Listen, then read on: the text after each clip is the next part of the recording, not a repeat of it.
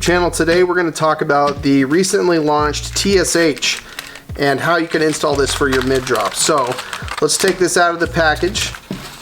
What you'll see in the packaging is that obviously you'll have the TSH and then you'll have two stickers here that have hardware inside of them. Let's go ahead and do an install with the TSH and the provided hardware. The first thing you'll want to do when installing the TSH is add your thigh strap. So we're going to go ahead and do that.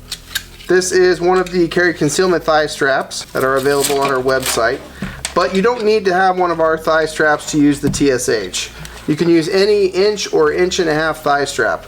What I'm going to do is unthread the buckle. The opening is about 8 millimeters, so it's more than likely that you're going to have to remove your buckle to do the install here.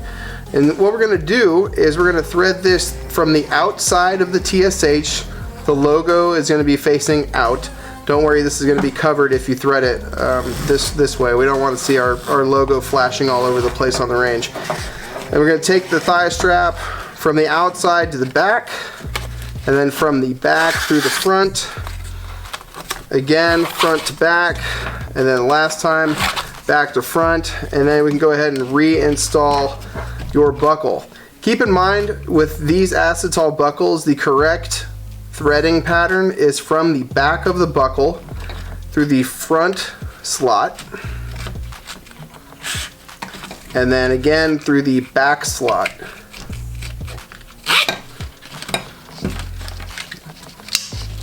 And then you'll have a included Velcro retainer if you bought one of our straps. Keep everything nice and tidy. So that's the strap install. Next, let's move on to mounting the TSH to a QLS. So what you'll need to do is take the packaging that says QLS hardware. We're going to go ahead and tear that open. And you're going to find a screw and a post that are threaded together. You want to separate these two, and then we're going to go ahead and grab our mid-drop with the QLS. So this is a Blade Tech mid-drop. If you have a Safariland UBL, this process is going to work just the same. What you'll need to do is remove the mounting hardware from the bottom hole of the QLS system. As you can see here, we've already done that. We've got a little gap there. And then what we're going to do is we're going to take the TSH, we're going to slide it in between the mid-drop and the QLS receiver, take the post that is included, and it's important that you put the post on this side and not the screw, because the QLS will actually bind on that if you do the inverse. And then I'm going to put my finger here, we're going to flip the entire assembly over, take our screw, we're going to get this started here, and now I'm going to grab my screwdriver and tighten it up. It's really, really important that you use a small amount of thread lock on this. You can even use fingernail polish. Reason being is that the screw and the post are actually going to bottom out on each other before it gets tight. And the reason for that is we want the TSH to be able to swivel freely.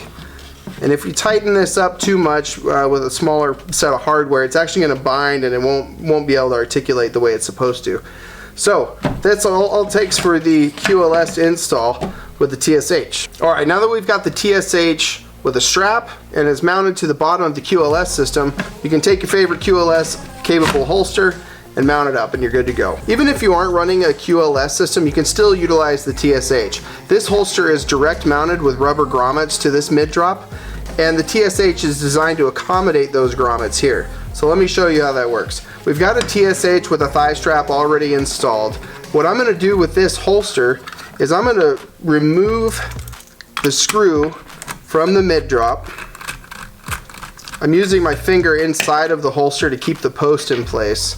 I'm going to loosen the top two mounts just so I can get a little bit of maneuverability. And now all I'm going to do is take the TSH and I'm going to slip it between the mid-drop over the top of the grommet and then reinstall the screw. Now this screw is going to get tightened down just as it was before. The retention to keep this holster secure is in that rubber grommet, so you'll need to tighten this down pretty securely. Now this TSH is ready to go on a direct mount holster option. It's that easy. If you're using a holster that uses Blade Tech spacing maybe a holster that was originally spec'd for a tech lock, or a holster like this that has blade tech spacing specifically for the blade tech mid drop, we can still use the TSH in this situation. Included with the packaging, you'll have a bundle of hardware called Blade Tech Standalone Hardware. So we'll open that up, and what you're going to find is a Tegris washer, a post, and a screw. We're going to take our washer and our post. We're going to go from the front of the TSH, mount it to the forward-facing surface of the blade tech mid drop. Add our screw. And like always, you'll need to add some sort of thread lock to keep the screw from backing out. And the TSH is now able to utilize the bottom slot on the blade tech mid drop and articulate freely even while a holster is installed. Thanks for tuning in to Carry Concealment. I hope you enjoy your TSH. Let us know if you have any questions. You can email me anytime at weston@carryconcealment.com. Thank you so much for tuning in.